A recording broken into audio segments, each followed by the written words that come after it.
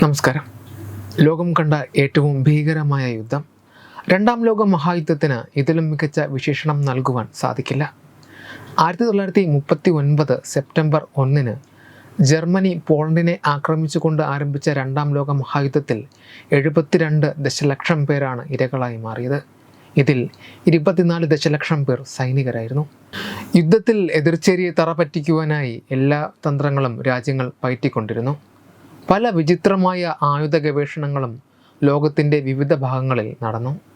ഇതിൽ പലതും നമുക്കിന്ന് വിശ്വസിക്കുവാൻ പാടുള്ളവയായിരുന്നു. ഒരു വലിയ പദ്ധതിക്ക് അമേരിക്ക രണ്ടാം ലോക മഹായുദ്ധ കാലഘട്ടത്തിൽ രൂപം നൽകിയിരുന്നു. വവ്വാലുകളെ ബോംബുകളുടെ വാഹകരായി ഉപയോഗിച്ച് എതിരാളികളുടെ മേഖലകളിൽ പോയി അവയെ ഉപയോഗിച്ച് ആക്രമണം നടത്തുക എന്നതായിരുന്നു അമേരിക്കയുടെ ലക്ഷ്യം. 1941 ഡിസംബർ 7 പെൻസിൽവേനിയക്കാരനായ ഡെന്റിസ്റ്റ് ലൈറ്റിൽ ആദംസിൻ്റെ തലയിലാണ് ഈ ആശയം ആദ്യം ഉദിക്കുന്നത്.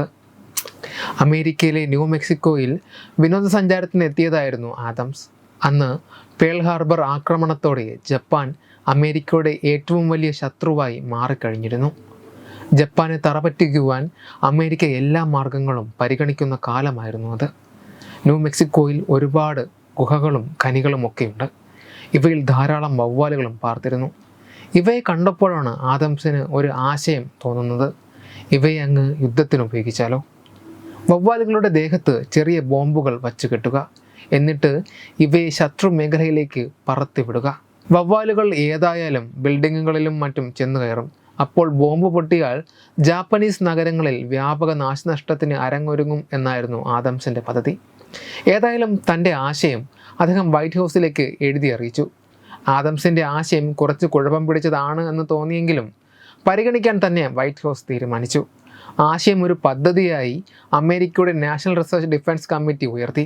വവ്വാലുകളെക്കുറിച്ച് ഗവേഷണങ്ങൾ നടത്തിയിട്ടുള്ള ഡൊണാൾഡ് ഗ്രിഫിൻ എന്ന ശാസ്ത്രജ്ഞന് അവർ ഈ പദ്ധതി കൈമാറി. അനുകൂലമായ റിപ്പോർട്ടാണ് ഗ്രിഫിൻ നൽകിയത്. അതോടെ ഒരു ഡെന്റിസ്റ്റിൻ്റെ തലയിൽ ഉദിച്ച പൊട്ട ആശയം അമേരിക്കയുടെ ദേശീയ പ്രതിരോധ പദ്ധതികളിൽ ഒന്നായി മാറി.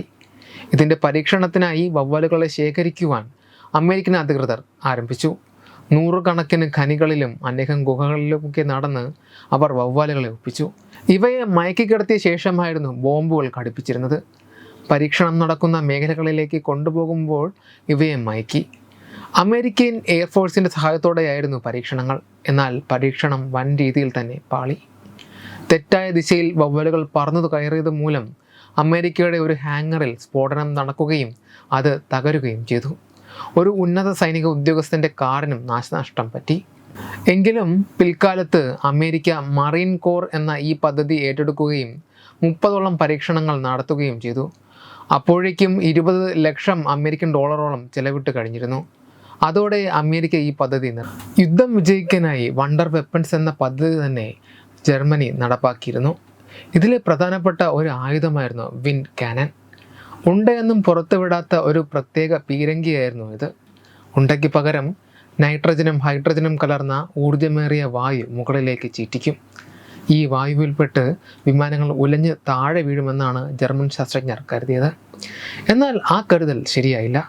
ചെലവേറിയ ഈ ആയുധം പരീക്ഷണത്തിൽ പരാജയപ്പെടുകയാണ് ഉണ്ടായത്. ചത്ത എലികളിൽ സ്ഫോടന വസ്തു നിറച്ച് ജർമ്മനിയിലേക്ക് ബ്രിട്ടൻ വിട്ടിരുന്നു. ഇതൊന്നും പൊട്ടിയില്ലെങ്കിലും ജർമ്മൻകാർക്ക് ചത്ത എലികളോട് ഭയങ്കര പേടി ഉടലെടുക്കുവാൻ ഇത് വഴിയൊരുക്കി. Web desk Tatvamayi news. Branding partner KOHNA, coalition of Hindus of North America. Edubix, online executive education. Focus, physiotherapy centre Pattom. Unnath engineering, Gujarat. തീർത്ഥയാത്ര.com, iron build, Gujarat. Powered by Jyothis, realising your dream home. Our ongoing luxury apartments projects are Crown near Karivattam, The Square near UST Global, White Manor near Aattugal Ambalathara, and Evergreens Luxury Villas near Tirumala. Call 90482 55599. Jyothis Building Promoters Private Limited, Thiruvananthapuram.